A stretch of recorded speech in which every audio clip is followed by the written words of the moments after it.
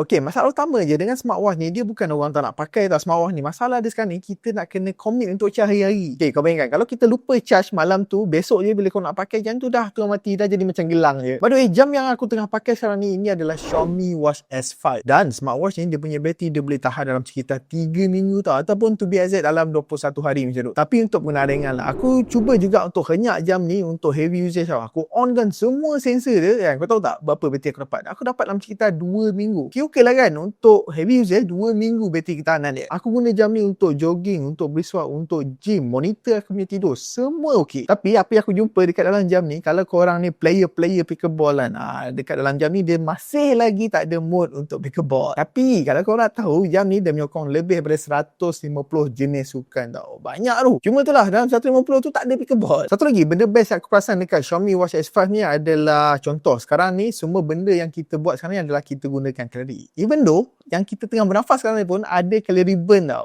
Dekat Xiaomi Watch S5 ni, dia sekarang ni dia ada passion mode. Yang mana dia boleh kesan sebarang pergerakan sorakan tau. Macam tepuk tangan, hayun tangan, korang nak genggam penumbuk kan masa tengok konsert, tengok bola. Kiranya semua benda yang korang buat, dia boleh record data kalori tu dengan precise lah. Mana-mana kaki runner dengan kaki hiking pun, aku boleh katakan dia punya GPS pun agak tepat juga. Sebab sekarang ni dia menggunakan dual band 5 system VNSS untuk dia punya GPS. Even kalau korang jogging ke dekat celah bangunan, ataupun korang pergi mana-mana bukit ke, korang hiking, korang punya route trail tu dia akan record sangat tepat tau. Cuma tidak untuk indoor, sebab masa aku pakai jam ni, masa aku dekat dalam bangunan ke apa, dia akan sentiasa keluar warning yang mana jam ni dia tak boleh connect dengan GPS. Korang jangan risau tau, benda ni sebenarnya normal untuk mana-mana smartwatch. Even though kalau korang beli smartwatch yang harga ribu-ribu pun, korang mesti akan ada masalah ni. So aku nak korang dengar sini, aku tahu dekat luar tu kita ada jam yang harga ribu-riban yang mahal-mahal kan, dan kalau korang dengar benda-benda yang aku sebut tu, dia punya feature tu macam lebih kurang sama je kan. Korang nak tahu tak harga untuk Xiaomi Watch S5 ni berapa? Dia sebenarnya ada dua model, tapi apa yang aku bercakapkan, yang mana dua model tu aku rasa macam tak ada beza, sama je. Yang membezakan adalah dari segi dia punya design sikit. Macam ni contoh dia punya bezel dia guna forged carbon, dan satu lagi adalah ceramik. Tapi dalam dia semua feature-feature tu memang flagship, sama je, tak ada beza pun. Untuk model yang biasa, harga dia jual dalam sekitar RM659. Tapi kalau korang suka jam yang aku tengah pakai ni, nampak ceraga sikit, nampak style sikit, yang ni harga dia RM719. So dengan harga bawah RM1,000, korang dapat macam-macam tau. Korang dapat bateri yang lama kan, masalah smartwatch sekarang ni. Korang dapat skrin AMOLED yang besar, lepas tu korang akan dapat mode sukan 150